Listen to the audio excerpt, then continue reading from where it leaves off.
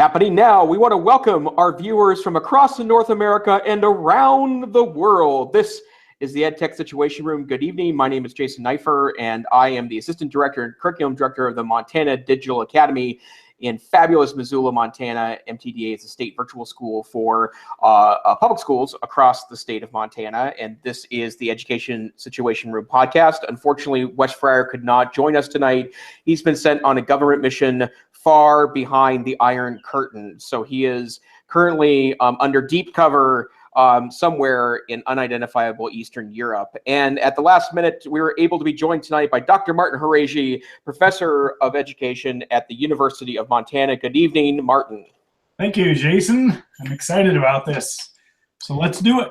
Let's do it. Okay, we have a lot of stories to talk about this week, a lot of interesting things going on in the news. And as we've been talking about in recent weeks, a lot of what's going on right now is obviously a kind of outplay from the election and the results of the election. I want to remind everyone, though, as I've reminded most other folks, that I do think we would be wringing our hands as much about the interesting things that are going on if the other candidate had won the presidential election as well. So I think there are a lot of interesting issues that are certainly inspired by the presidential election results, but I honestly think that would have been the case no matter which candidate had won. So I want to start off with an article from Engadget.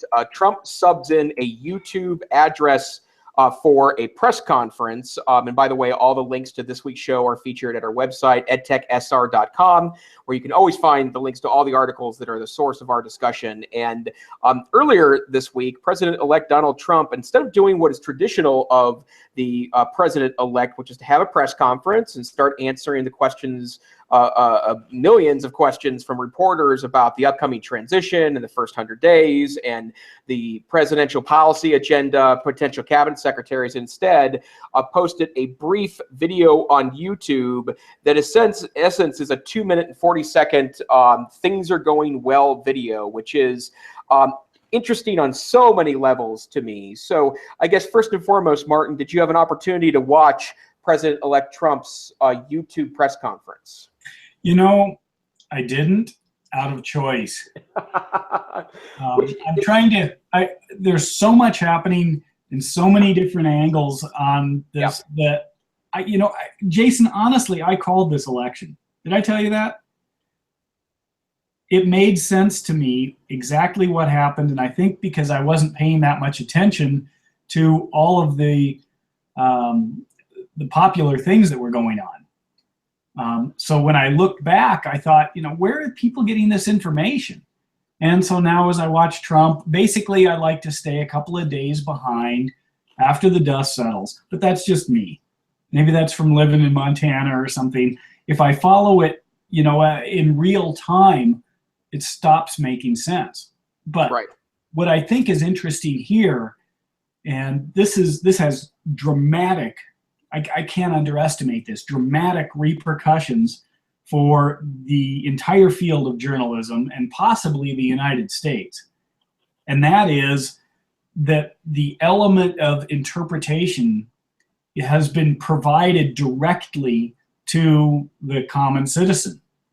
Normally, the journalist tries to interpret some of what's going on and says, okay, here's what's reality, here's what's being said, and somewhere in between is this news story. And I think Trump has literally bypassed the news and is talking directly to the people, yet we, I don't want to get you in trouble here, but I think we're woefully unprepared in terms of our discrimination skills to figure out what's actually real. And so, honestly, when I looked at this and I heard about this right away, I thought, well, okay, I'm going to let the dust settle on this because I don't know if it's as much what he says, but how he says it. Right. And that's where I'm kind of watching right now because it's a whole new world. My feeling ultimately is that it's empowering the journalists to possibly go back to what journalism really was. So instead of reporting the news, they are collecting information and reporting that. Right. And the news could be whatever somebody says, and whether or not that's real, is a tough gig. I guess we're going to talk about that later. Right. Yeah, we will, I think, probably in a number of different realms. But it's also interesting to compare, I think, the Obama administration and the future Trump administration regarding social media savvy, right? Obama got a lot of credibility for being the first internet president and working social media channels, really like no other politician. I mean, obviously, social media was really in its infancy during the two Bush administrations, so it would be tough to compare that. But it's almost as if Obama becomes the transitional president for social media, that he was very adept at using it and was able to use it to craft his message, but still use traditional media channels in order to send out his message, where Trump seems interested, for better or for worse, to bypass those channels altogether and just say, I don't need to do that because I have a microphone, very much at my disposal. It's also interesting to me, related to this, that people are hanging with bated breath on Trump's Twitter account, right? This is the same Twitter account that was taken away from Mr. Trump, the 72 hours before the election, because they were terrified that he would say something that would cost him the election. And here we are, hanging on, 140 characters or less as presidential lore. And that also is such a shift in the way we've treated, prominent national politicians to this point in history. And again, it's not a for better or for worse argument yet. It's just that it's a radical shift that we need to be made aware of. And I would argue it might be for the worse. In other words, it dumbed down everything. And that's right. To 140 characters or less, right? Yeah, that's barely a headline. Yeah, absolutely. So I think what's going to happen is there are going to be a lot of things that are going to catch people off guard, which there obviously have. I mean, if you think about the things that have sort of been rolled back from the campaign talk, I know this isn't a political show, but I think you can't explain border security in 140 characters. No. Too much gray. There's too many interactions, too many deals, too many treaties, too much history. Right. So, it might be enough to say, okay, yeah, I'm going to head with that guy. But in other words, the idea of having so much complexity, we long almost for the day, some of us, of kind of the Henry Kissinger of the monotone, drawn out academic explanation. Eventually you might end up with the same outcome or the same decision, but the ability to understand how we ended up there is much deeper, versus now it's almost a winging it and then just going with it. Right, exactly. Well, and you mentioned the fact that nuances don't play well in 140 characters or less, and that's one of the things that I've always found interesting and also a little challenging about the amount of Twitter chats that happen in education. They're really easy to get involved, to get good suggestions, to find collaborative partners, to provide support to your colleagues and to your friends. But a few times I've tried to discuss not even a controversial issue, but maybe to front a less than popular opinion, either for argument's sake or because I happen to advocate for that opinion. It's just really difficult to explain the nuances of a complex argument unless you're going to string it out over 10 or 15 tweets. At that point, what's the point, right? Yeah. And it's really interesting now that we're facing the phenomenon of having to deal with presidential proclamations. Basically, it's literally a proclamation, right? It's a quick declarative statement via the social media piece. He's not even posting quick snippet videos. Like, maybe, but seriously, Jason, he's moved. Is this his first deliberate attempt at YouTube?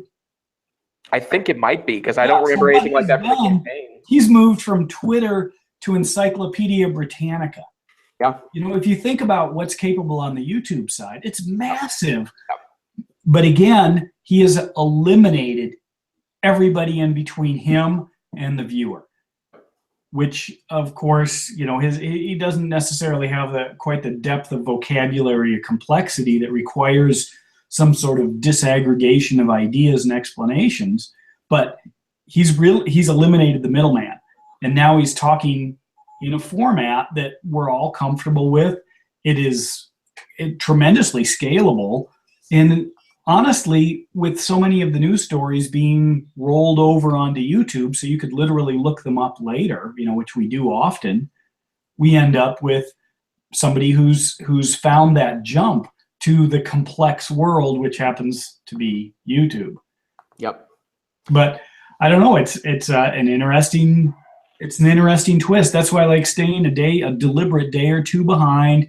Let the fires burn down, things calm down, the dust settles, and then I look at it and say, okay, he has changed it. I'm not, going to take a side for and against because I don't know what's going to happen.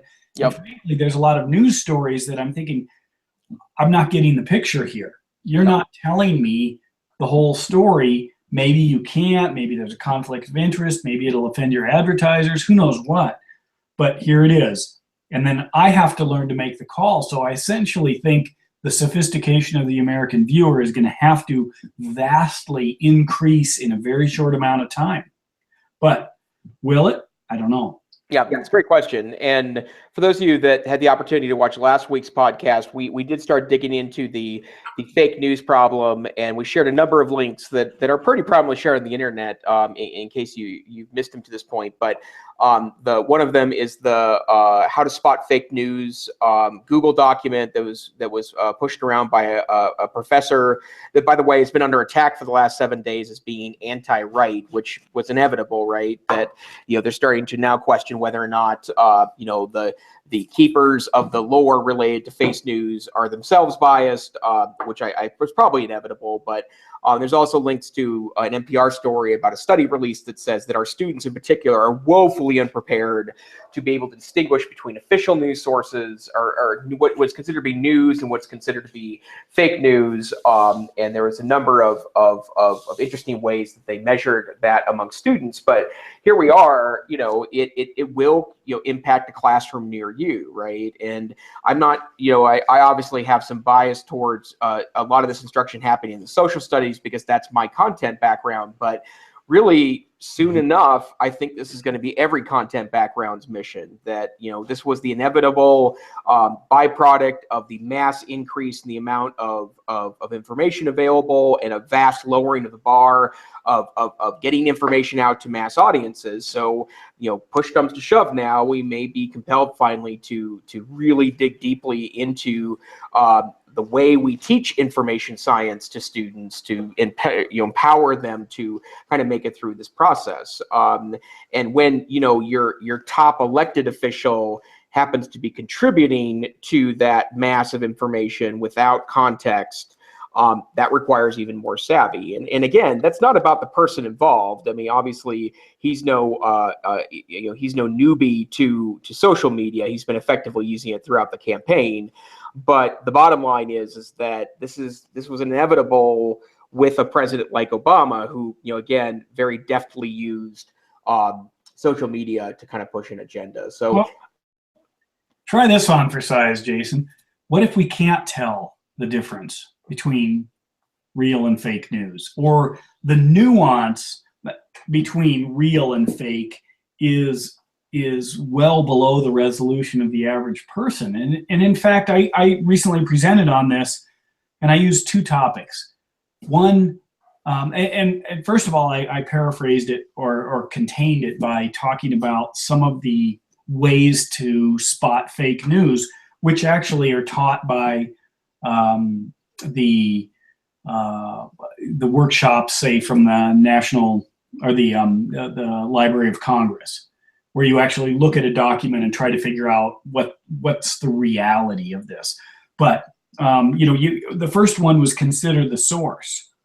Well, if it's coming from the president, let's just assume that maybe there's some credibility there. I mean, you wouldn't say, oh, it's from the president, so immediately dismiss it. I mean, think of the irony there. The last one on the list was consult the experts. Right. Well, okay, I'm going to give you two examples. One, let's just say that there's an Olympics going on, a Summer Olympics, and all of a sudden somebody reports that the swimming pool has turned bright green, but it's completely safe, but we don't know why it's turned green. what's the public supposed to do? I mean, first, is that real? I mean, it sounds bizarre, and you look at a picture of it, and it's even more bizarre. Right.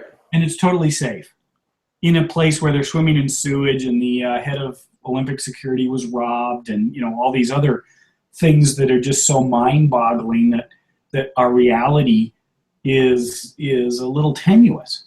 And then let's take the second example, Donald Trump's wife. Okay, paraphrasing or plagiarizing possibly the current president's wife's speech. I mean, how weird does it have to get? And then we have something in the news punditry that I tend to call counter-ethicists that would come in and say, well, actually, when Melania Trump said it, she meant it. But when Michelle Obama said it, she didn't mean it. So technically, it's not plagiarism because the first person to ever mean these words was the second person to use them. Honestly, trying to take that apart gets pretty weird. And if I use the standard, and I actually have the list in front of me of ways to spot fake news, I'm thinking, who's the expert on Melania Trump? Did she work before she was an immigrant? I mean, where's the person that knows this stuff? Or consider the source. What on earth does the source have to do with this? I have no idea. Yep. So when I mean, my heart really goes out to the kids who are trying to, dismantle this stuff and figure out what's true. And I look at it and think, it's mind-boggling. I think that's why we got up every morning wondering what on earth, prior to the election, and now I guess after the election, what is going to happen? It just was getting continuously weirder, and the truth became something kind of scalable. Yeah, it's sort of true. That's not what he meant, or that's not what was supposed to happen. But I mean, like even now with Carrier air conditioners and Ford Motor Company not moving overseas or not moving across the border. Was he right? Was this always going on? Maybe this was just some play that had started a long time ago, and he said, hey, Carrier, I'm going to give you a bunch of tax breaks if you guys play along. I mean, how weird can it get? So I think asking people to try to dissect this is above their pay grade. So then you have to decide what's really important, not what's true. I mean, that's my latest take on it. Well, and what's funny about, you mentioned the Carrier air conditioning story. I was listening to the radio this morning when that was being largely dealt with by National Public Radio. And frankly, I think they missed some of the nuances of the story, right? And it's hard to argue that there's a more professional and gifted newsroom than NPR's national newsroom, and yet I've read things later that called into question the way they were reporting that story, right? Not that it was biased, it just was a small percentage of the story, and it goes back to, in my mind, it all comes back to the notion that information availability itself really means very little, right? It's powerful, right? It certainly changes the nature of people and information, but in the end, unless you can evaluate it, it doesn't mean squat. Well, Wes isn't here, so I'm going to maybe step in on the tinfoil hat side. What does Carrier actually make? Air conditioners, I think. Okay, so what do you think is the nemesis of climate change? The nemesis of climate change? I would assume the power-hungry, I mean... How about air conditioners? Well, yeah, it very much is, because... So now you've got... we're apologetic and supportive of air conditioners. That's fascinating. Well, so think about it could be a lot of things. Obviously, then, as a professor, I won't jump on this very far, but I thought that there's a degree of irony there, right? That could be mind-boggling in terms of the people feeling that now they need to support the air conditioner company. Maybe in a while, obviously Mexico is a much hotter locale on this planet than, say, Missoula or say the United States. I mean, it's further south. You know, the chances that they could have a larger number of people buying their product south of us is greater if there's money for it. But the idea of air conditioners, I mean, just the symbolism there, to me, that's what stood out. But everyone was in a rush to look at the truth or the fiction behind any particular statement that was being made. And I'm looking at what the product is, thinking, this is weird. Why couldn't it be something else? Drill bits, you know, anything. Air conditioners. What does an air conditioner do? You know, the hotter it gets, the more we use that product. Right. The more it contains the atmosphere inside a building and isolates it from the real world. To me, that's like the big step into artificially believing that you're in control of the world. Right. The air conditioner. You know, so I honestly, to me, that was tremendously symbolic. I'm not going to hear that anywhere on the news. Yeah. Because we're too busy trying to figure out something else. But that's just me. That's, you know, so just something I see, I hear. It's like used in New Orleans during Katrina. You know, the air conditioning stopped, the air conditioning in the Superdome, the air conditioning in cars. You know, we're incapable of surviving without this thing. So when that one popped up, I thought, well, of all the things, that one is the most diametrically opposed to climate change. Yeah, that's so true. Yep. You know, even Wes mentioned at the end, I don't know if it was last podcast or the one before, you know, dealing with air conditioning or dealing with, you know, the heat. And I thought, that's right. But you've got to think about what the meaning is. We're getting out of education right now, so we should. Yeah. Well, but the bottom line is that, and to be clear, these are the kind of discussions you should be having with your students, right? Like, you know, you have to take the facts that exist, which you may have to, you know, actually cook out of even mainstream news sources, right? Like, if you're reading news sources that have a history of bending to one side or the other, you know, like if you're presenting both the MSNBC and the Washington Times, right? Like if you're using two sources that tend to one lean left and one lean right, you're going to have to still cook the facts out of there before you're able to discuss these issues. But I mean, this is the kind of analysis that really is required, which means, you know, and even if you start evaluating sources here, first of all, governors tend to be a little more impactful of things like companies not moving out an area than presidents are. The second piece is, remember, not all the carrier jobs are staying in the United States. Some are still going to Mexico, which is the analysis I read on a couple of blogs earlier today, which was buried very deep in a number of the main national stories that make that happen. Like, those are all facts you have to discuss to try to help come up with truth. And the bottom line is that this was true in the pre-internet area too. The news is just news. Truth is probably somewhere more nuanced past that, and that's a classroom action. That is a educational act.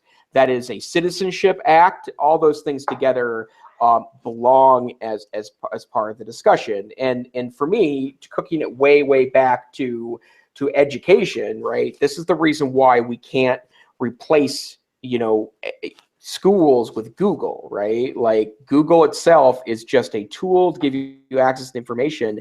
In the end, unless we're spending, you know, our 13 years in public school with students, helping them build some tactful skills to navigate these information sources, then you know, we will not be informed. Period. We will all be kind of hooked on YouTube press conferences. So yeah, it turns into groupthink. Or if we're all able to choose, you know, the media we want to follow within this one bowl of Skittles, if you will.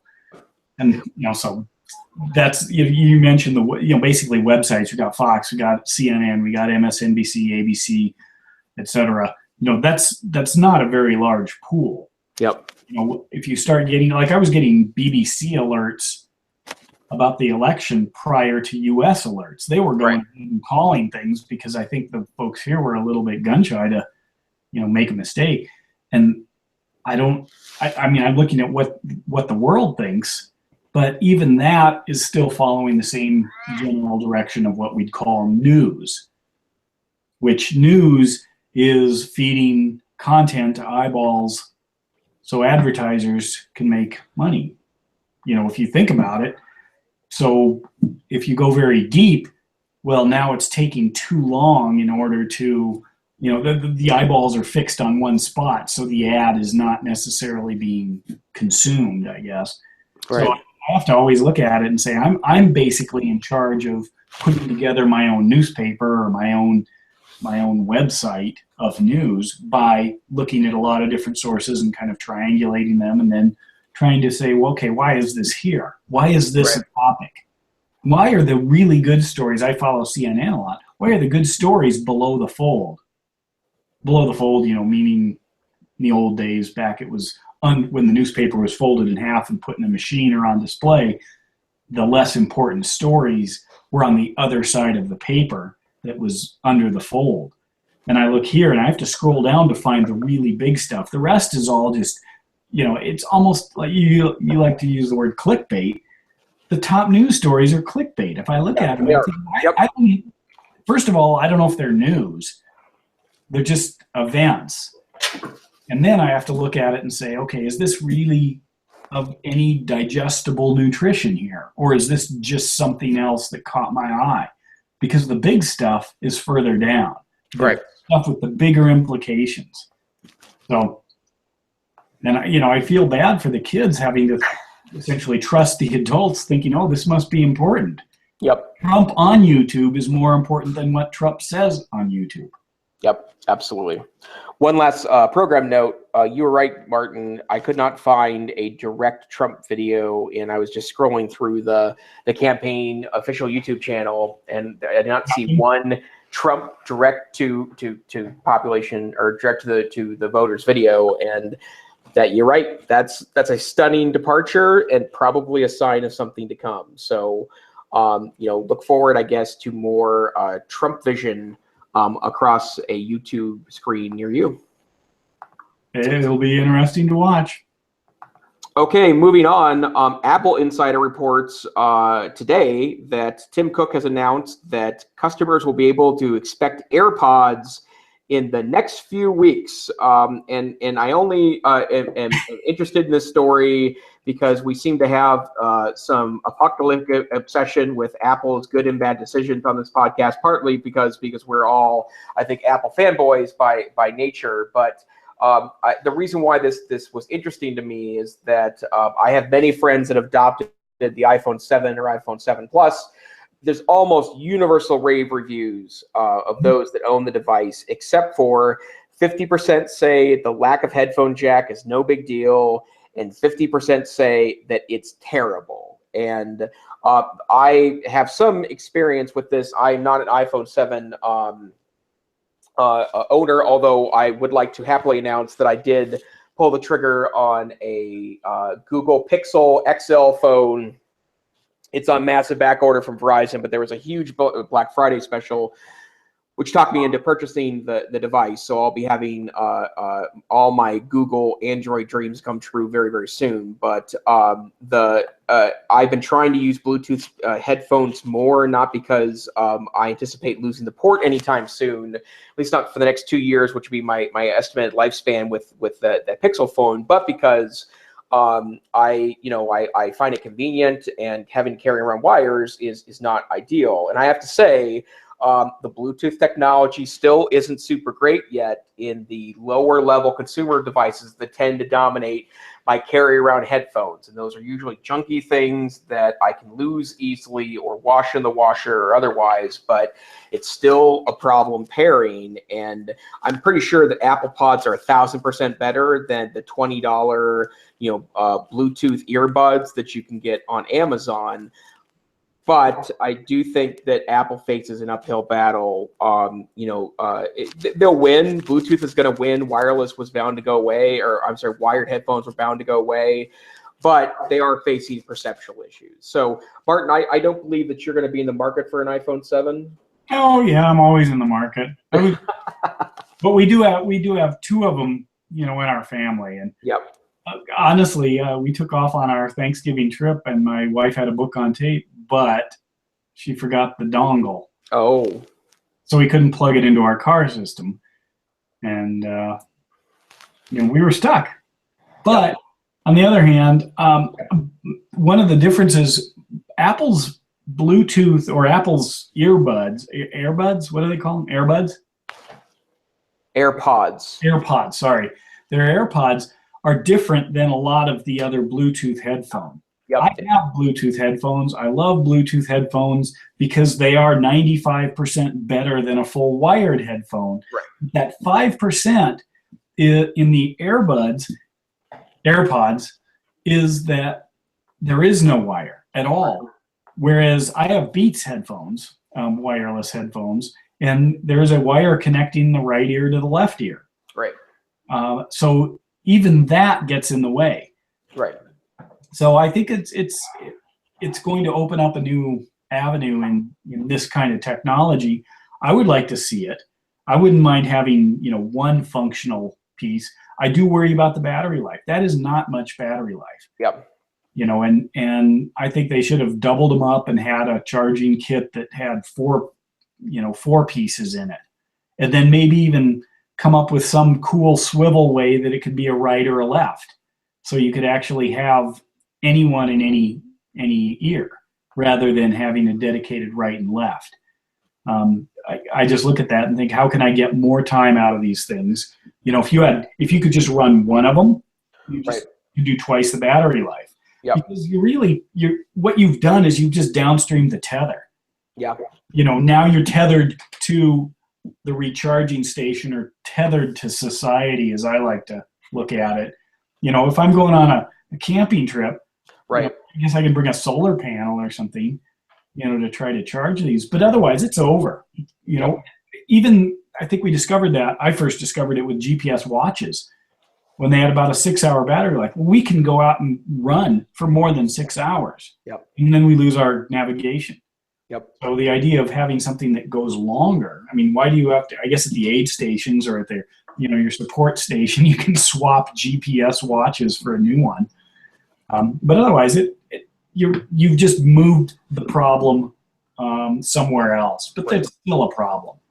So, well, it's funny you should mention that, because the charging problem with my $20 pair and to be clear, they sound fine. They're not that big of a pain to pair. They're a general pain, but not awful. But I think the battery life is the Achilles heel on that product as well, right? Like it gets about 3 hours. In a busy day, I can have my, between, walking to work and taking a walk at lunch and having headphones on while I'm around the office. I like to listen to music when I work. That's 7 or 8 hours of time. And I do happen to have a nice pair of Sony Bluetooth headphones, big headphones that I can put on that are Bluetooth, that do have a day-long battery in them, but the smaller ones don't. And I will patiently wait. I do think that once the iPhone 7 gets wider adoption, it's going to force even cheaper Bluetooth manufacturers to develop some better feature sets into their products. But it's still going to take some time. Yeah. I would also note that we're not sharing an article related to this week, but there is an increase in volume regarding iPad Air 3 rumors. There was an article earlier today that said it's been confirmed that they will be releasing in the spring. I don't know what that means. I guess you could just call it confirmed. So it's been confirmed that the iPad Air 3 will be released in a springtime launch. I'm also hoping that there is a new iPad Mini 5 that bumps up the specs on that particular device. But it's good to see that's going to come soon. I've been disappointed. I think I might be in the market for an iPad Air 3. Something actually, Martin had talked me into this as being true earlier, that Martin did? the footprint of the iPad Air. The iPad Air was, small enough that it felt kind of like a mini, but still had the full features of the iPad Air. And so I think I might be in the market for one of the newer models, but it's been 2 years since that's been updated. And I think what do you think they could do? They could do a speed bump, longer battery life. They could do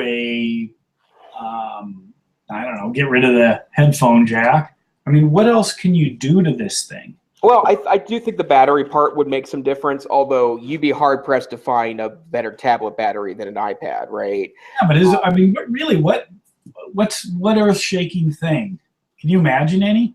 I think the processor power matters. What?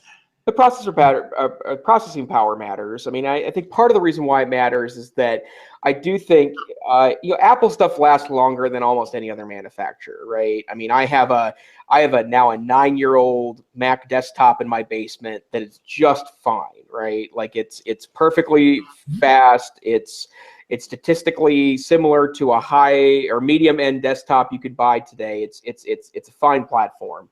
Mac stuff lasts, Apple stuff lasts, but the problem is the software tends to advance faster. Now, to be clear, the iPad Air 2 had ridiculous specs, right? Like the chip sitting in the iPad Air 2 was a desktop class, laptop class chip, right? Super fast.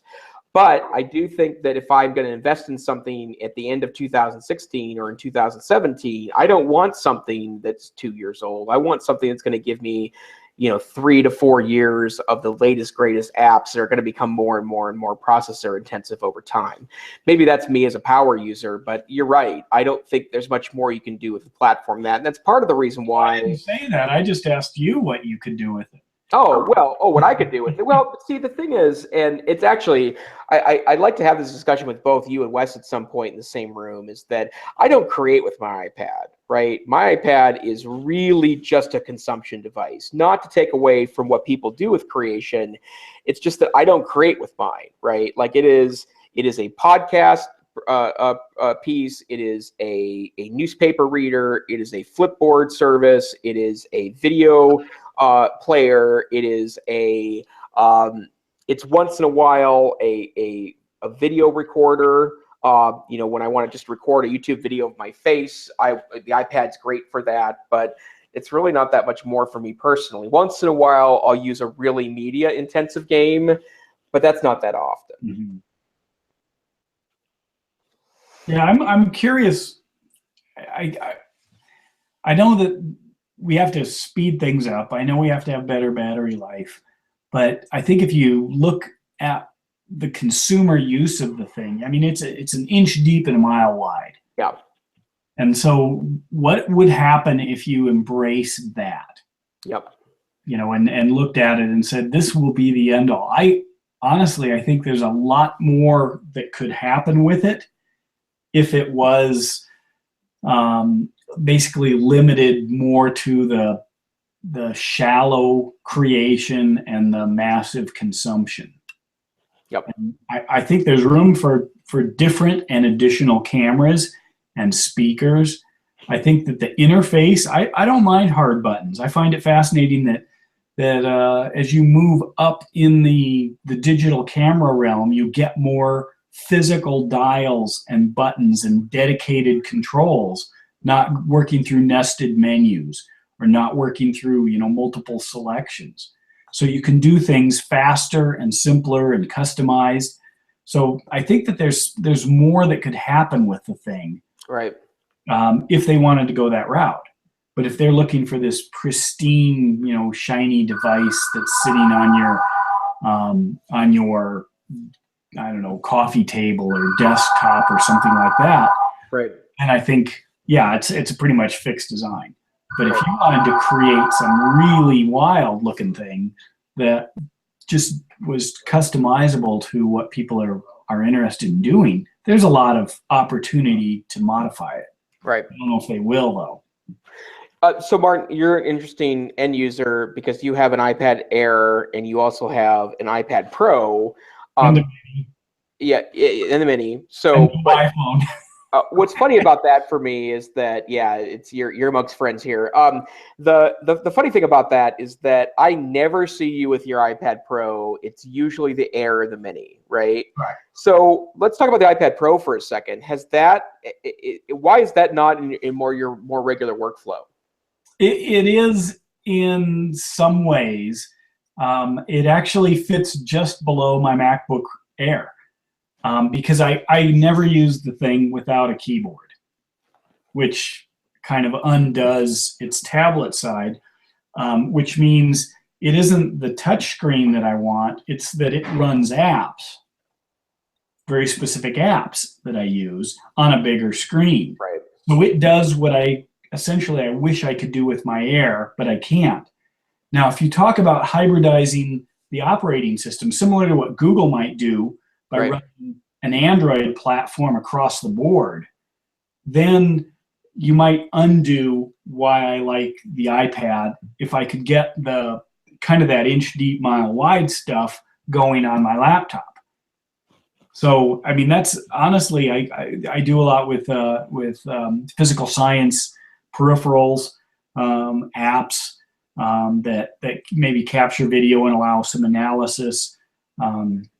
I use, like, my Geek of the Week is an infrared camera that I can plug into my iPad or whatever, but I can't easily do that with my laptop. And so what it means is, it isn't that I want that environment, it's that environment affords me a handful of superpowers, just like the laptop environment affords me those superpowers. It isn't the iPad that I like, it's what the iPad can do. If those could be ported to the desktop somehow, then, you know, I'm pretty excited. There's a lot that could go on, but at the moment it can't. It's not. So that's where the trade-off is. And yeah, I don't carry my, if I have to carry something my MacBook Air is smaller and lighter than my iPad Pro with the keyboard. Right. So, and it lasts longer. That iPad Pro battery, I don't know. Yep. So why am I interested in the iPad Pro? Because it's big and it runs the apps. Right. Well, it's funny you should mention that, because I've been flirting with one since it was released, and I can't justify it because, like, I keep thinking about, you know, what I really like to have is something sitting in my bag that, you know, and Martin knows that I carry a kind of a small-ish tactical bag that has some personal stuff in it and just enough technology to be able to do my job at a moment's notice. That's my standard for what I carry around with me. And I thought the iPad Pro was maybe that for me, that it was, you know, it was big and beautiful, and I like a big and beautiful digital device, but at the same time it was portable enough that it could follow me around. But honestly, I'm now carrying around a 3-4-year-old, you know, Lenovo PC laptop. It's a little mini one. It's a little 12-inch Lenovo laptop that I picked up used for next to nothing. And if I keep the small battery in it, that's the key piece here. And laptop batteries are not nearly as good as any you know, iPad battery. So that's a you know, a downfall here. But the very bottom line is that I'm better off with that, or with even a slow Chromebook, you know, for what I would need to do to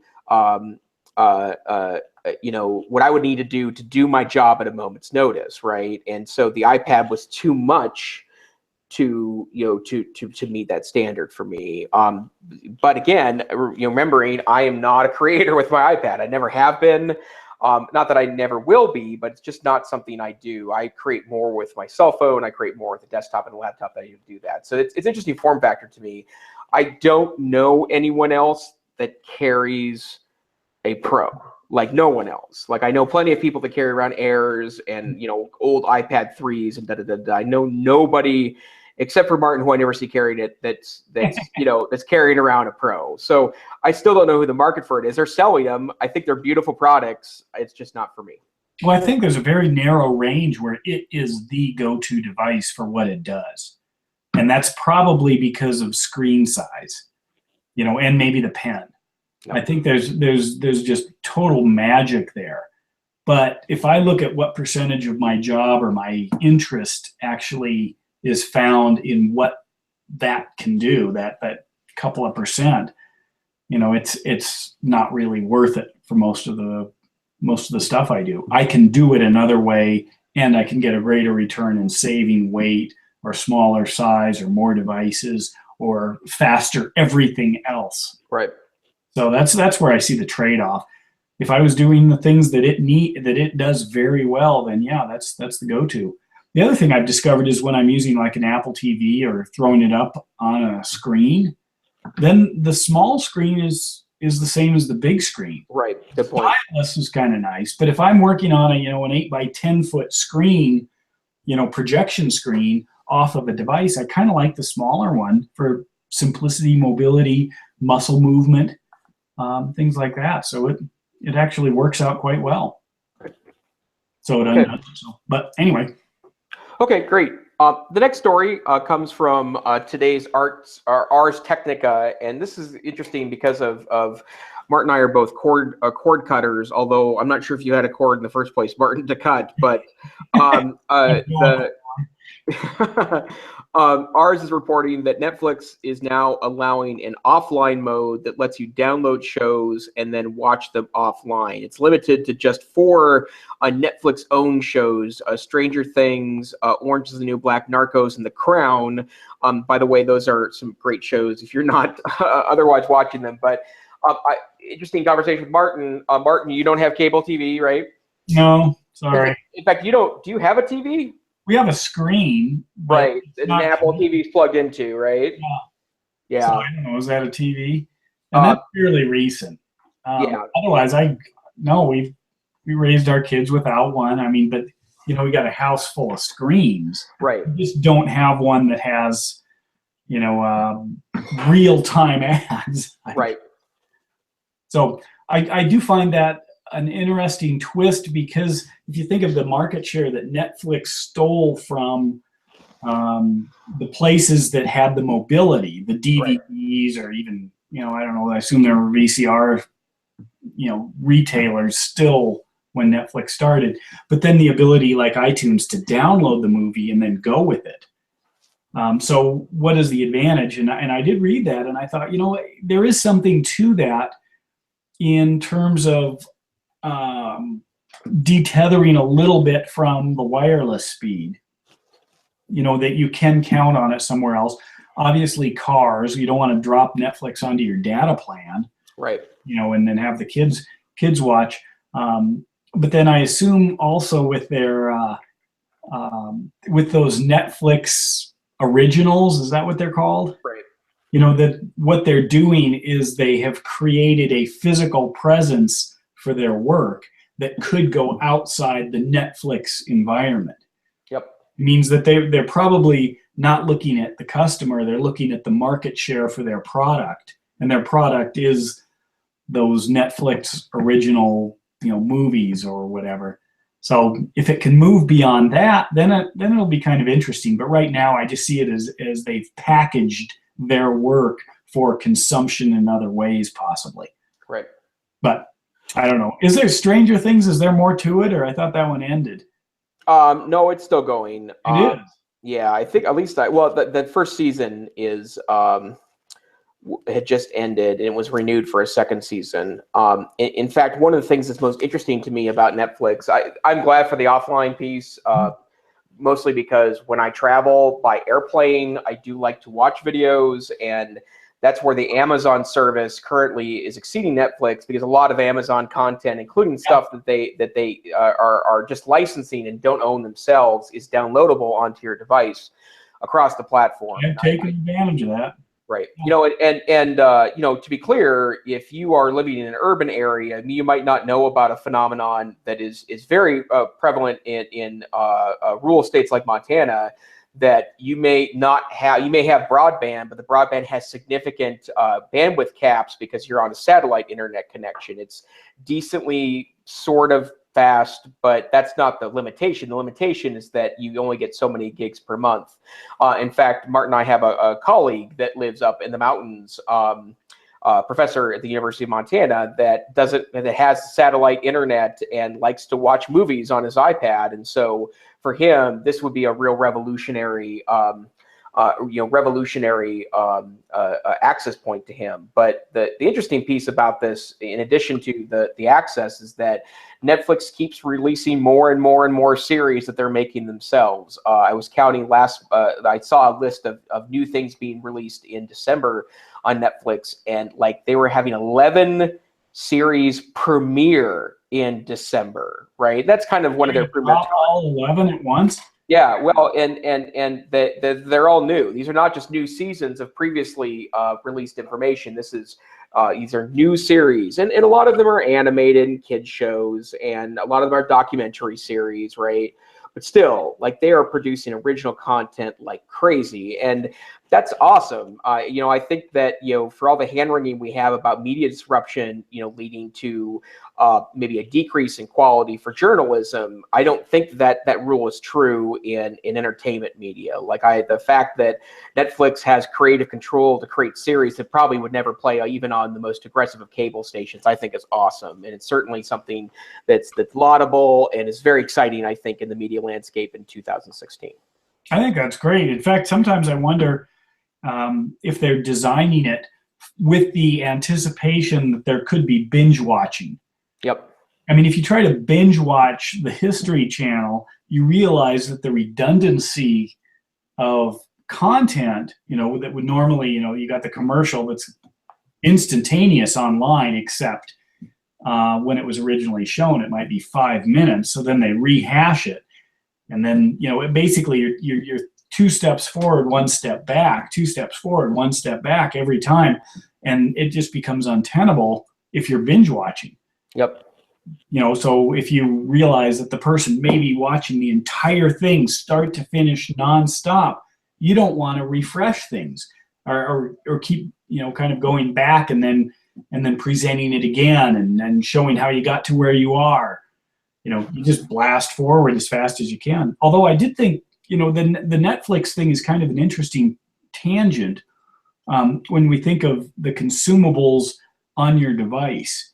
And what you had mentioned something in terms of the Netflix originals. Yep. And I guess I see that as, almost begging the question, why would the content provider start creating content? Disney did it. Discovery did it. There's numerous organizations that have started to create their own stuff for their own channel, which National Geographic maybe one of the early ones. So how is that different actually than our traditional consumption? And then I start to think maybe they're on to something, because it really is that kind of pay to play, or that you will actually create stuff, and if people want it, you'll be able to tell right away. So you can modify it and tweak it to serve the needs of the consumer. Right. Versus just producing it and then crossing your fingers. Well, and if you think about, the revolution that HBO was in TV 15 years ago, I mean, they still remain, kind of at the height of creative television for the last 2 decades. And part of it was they want to make their own series in which they were not beholden to advertisers. They could make their own rules. And so they created television, things like The Sopranos, 6 Feet Under, Sex and the City, shows from different genres. By the way, just going on record, I no clue. I've heard of The Sopranos. The other 2 you mentioned, not a clue. Yeah, all 3 wonderful, well-written shows, right? They're headed towards the 3 of them are headed towards extremely different audiences, of which I'm not sure if I'm the audience for any of those 3 shows, but well-written, smart comedy dramas, right? And the bottom line is that they would have never survived on network television, even cable television. They would have had a hard time with, right? But now they own that content forever and ever and ever, and I'm sure it's paid them back, 25 times fold. And I think the same is probably true of Netflix, right? That they don't have to be beholden to a network or a production studio that will license them content after the fact. They can just own hot stuff that was hot, but maybe too hot for cable television, too hot for network television, and then go from there. And I think that also might be a good insight into what their profit margin is to produce this stuff. Yep. They must have the capabilities, which that's some pretty impressive. Filming. Yeah. Not simple stuff. Yep. I don't know. But that is interesting, and I like to look at it and think, what's the next thing? Okay, they're still serving up a pretty simple need. They're killing time. Yep. Be the next thing that they could get into. Imagine that interface in education. If you could just yank out all of the nonsense stuff, just the pure entertainment stuff, and go after just the education part. And then if you built for that, They've got it. I mean, it's like YouTube. They've already got the interface. Right. And by the way, I don't have a Netflix account. You know, I share one occasionally, but it's something that isn't necessarily part of my life. But I do think it's kind of interesting that they're able to serve up that quantity of content at your disposal on any device on demand. I mean, that's okay. Great. We've proved it with the ice cream and strawberries. Now let's prove it with. I mean, what if Moodle was that powerful? You know, what if you just binged your classes? Yep. Or binged the lectures because Yep. they were not recording some Harvard guy, you know, scratching on a chalkboard. You know, this was just full on, high powered, professional. Right. Yeah. Well produced. Yep. Yep. I mean, with all the bells and whistles and the you know, the psychology and the, you know, the instructional design and everything else. I mean, they're proving that this can be done. Yep. You can do it with a nice movie that grabs the attention of everybody. Why can't you do it with educational materials or content? So I see that as, you know, what if there was Netflix EDU? You know, and here we go. Just a thought. Yep, absolutely. I want to acknowledge one comment in the chat going on right now in our YouTube channel. Marta notes that she had read somewhere that Netflix was losing content and therefore creating more, as we were mentioning. And I do believe that's correct, that a lot of studios that are related to broadcast networks have been a little more cautious about licensing their content to Netflix because they perceive them very correctly as maybe being the competitor to broadcast television, and that makes it all the smarter than that. You know, Netflix now has you know, dozens of series that they are making that really creates a lot of their own content that may be worth the $10 a month for individuals to pick up. So, good comments in the chat room. Well, Martin, it looks like we're nearing the top of the hour, so I think we'll go ahead and head towards our Geeks of the Week. I'm going to go ahead and go first. Mine doesn't have a great demonstration. So I just wanted to mention this because I read about this earlier today and it kind of blew my mind. There was an amazing tool released today by Amazon Web Service called Amazon Recognition, which is an image detection and recognition powered by deep learning. And we've talked about deep learning quite a bit here on the podcast, but there is a new service available that you can actually access with one of the Amazon Web Services free tiers. Amazon will give you a relatively small web services account. You can put up your own website on that account. You can use some of their machine learning services at again, a very low end in comparison to the, you know, the spendier commercial products, but you could identify up to 4 or 5 thousand images. I think it's in a month in the free account. But the reason why this is an interesting a tool is that they've been working on using machine learning to do things like facial analysis in order to identify people by the factors and statistics that go into their face. So the example on their webpage is they have taken a picture of a man and a woman standing in Seattle. You know it's Seattle because there's a Space Needle in the background, and they have taken the picture and they've started narrowing down who this is by pieces of information. It's 99.9% likely that it's a face. It's 100% that appears to be female. It's 92.8% likely that they're smiling. 99% appears to be happy. 99% appears to be or not wearing glasses. 94% not wearing sunglasses. 94% eyes open. 81% mouth is closed. In order to try to identify things about that photograph and categorize it. But what caught my eye about this story and the way other media people reported it was that they uploaded a picture of a dog. It was able to identify the dog as a golden retriever, which is a very interesting machine learning trick. That if it's if it's true, that's able to identify things to that point. That's a really interesting tool that's now available to you as a consumer.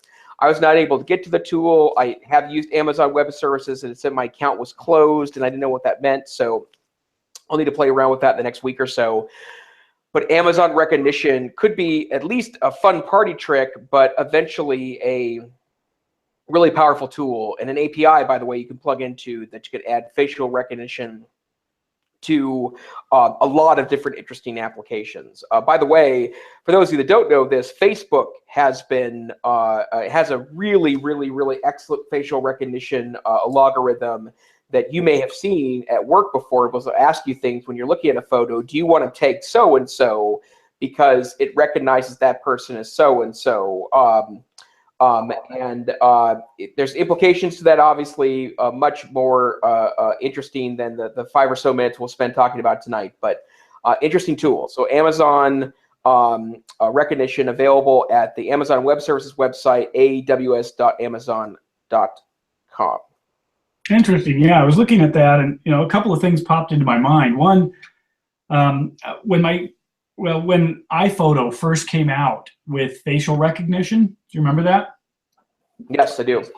Well, my kids tried it with the dog and with a doll, and it failed on both of them. It just couldn't see anything, which I found kind of interesting because dogs look like their owners. Anyone can see that, so why can't the computer? But literally, it was at a total loss. But it also came up with some unusual connections, like it would pick up cousins. They're different people, but it would think they're the same person. I thought, wow, I never had that trouble. But when I'm looking also at the facial analysis of the woman in Seattle, yep, and it says appears to be female 100%.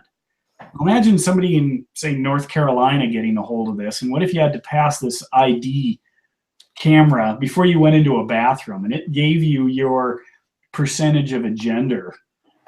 How does it know it's 100% female? I think that's my guess is that better be binary. Yeah, well, and there isn't a 97% or anything other than 100%.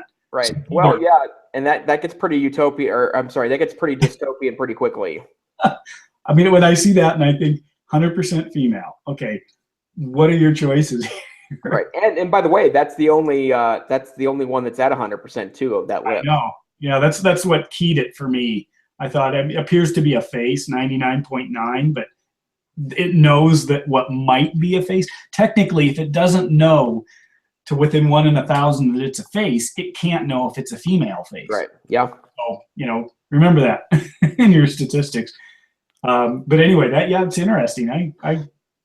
I'm guessing that a lot of this is probably technology drifting out of NSA or something that, maybe they make a deal and say, we'll give you the first 5 years of our development for facial recognition. If then we can port it out to a cell phone and, you'll get the next latest stuff, but we got to be able to do something else with it because you're not going to continue to pay us. Just a thought. Yep. Interesting. Anyway. So, and Martin, you're going to show us tonight the FLIR? FLIR? It's FLIR. The IR is the infrared.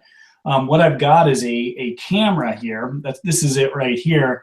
It's a small camera, about 1 inch by 2 inches by 1/2 inch, that has a dongle, lightning dongle, that plugs into an iPhone, or in my case, an iPad. I mean, an iPod. I'm one of the few people with one of these guys. So what I've done is I've put it into the bottom, and it's facing you. It can go in either way. And what I'm going to do is turn it around and hold it up to the camera. So what it's got, you can see my face there. It's actually an infrared. Let me turn off the light here. It's an infrared image. I don't know if that helps it. Is that well. It's pretty white. Turn on that light again. But what it does is it sees in the dark. Let me turn it back on here. And what I'm going to do is show you some images. This is my dog. He's got a cold nose. That's what black means. Right here he is. You can see further out, he's sitting in the kitchen, so you can see kind of the radiation around him. And if he gets up and walks away, it's kind of cool because you see where he used to be sitting.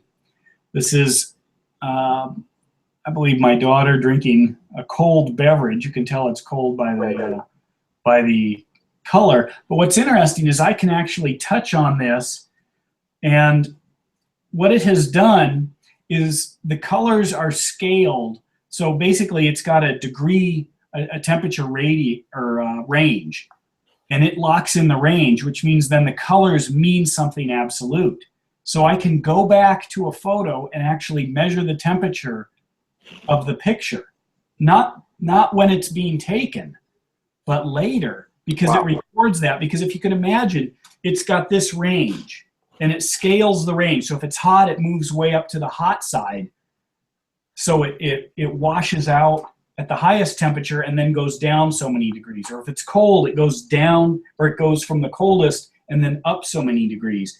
So it literally locks in the range within the metadata of the photo, so I can go back and actually measure the temperature just by having the picture.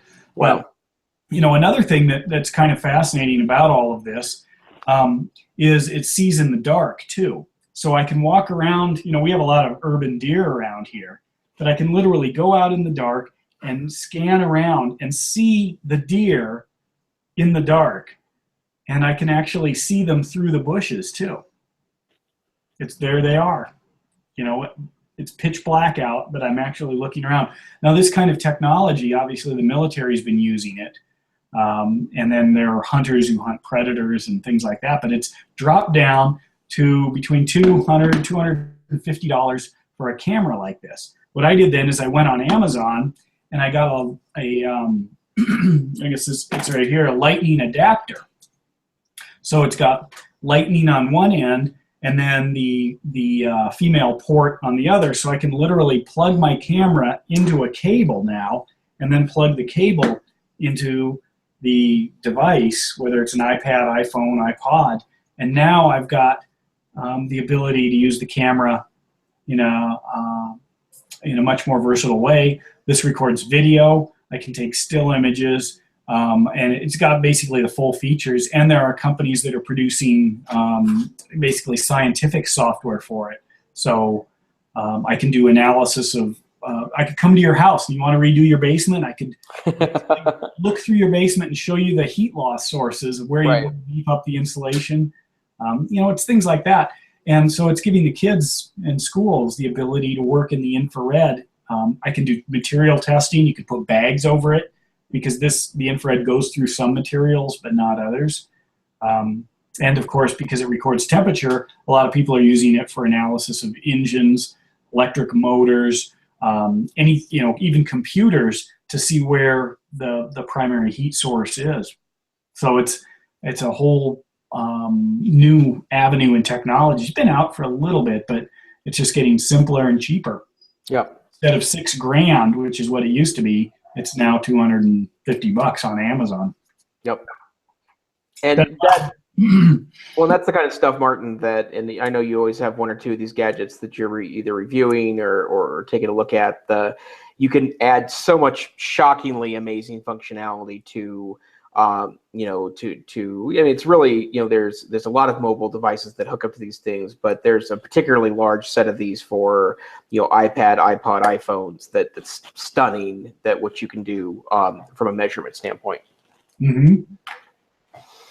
Excellent. Yep. Well, thank you very much. Super awesome. It is now 10 minutes after 9. Wow, we went over tonight. This is the EdTech Situation Room podcast. First of all, Martin, where can we find you in the world? Well, I live at the University of Montana in the College of Education, Department of Teaching and Learning. You can find me there. You can find me at National Science Teachers Association's technology blog. I'm the lead technology reviewer, and I also write for both the technology and what's called Science 2.0. I haven't mentioned this before. I'm a solar system educator with NASA and Jet Propulsion Lab, so you can track me down that direction. I've been blogging since about 2000. I write a column called The Accretion Desk about space science on what's now an internet publication called Meteorite Times. You can track me down there.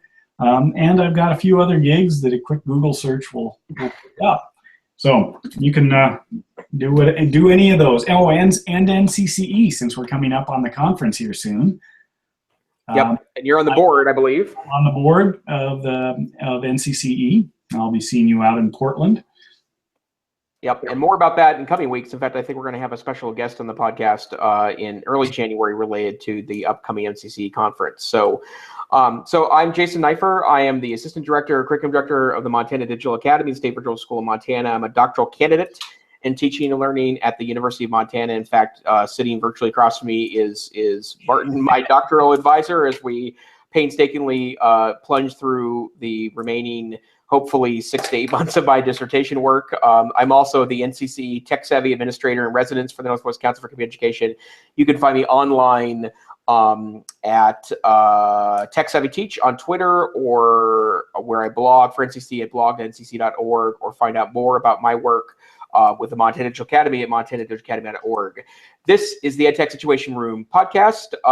It is every Wednesday at 9 p.m. Eastern, 8 p.m. Central, 7 p.m. or actually that's totally the wrong time. 10 p.m. Eastern, 9 p.m. Central, 8 p.m. Mountain, 7 p.m. Pacific, and I don't remember what it is UTC, but we're here almost every Wednesday unless we're not able to make it any given week. Usually our co-host leader is Wes Fryer, who is sick tonight, although joining us via the chat room. So apparently he was pulled back from his special assignment in the depths of Eastern Europe. So we hope to see you soon. Thanks for watching tonight, and have a great evening. Thank you very much.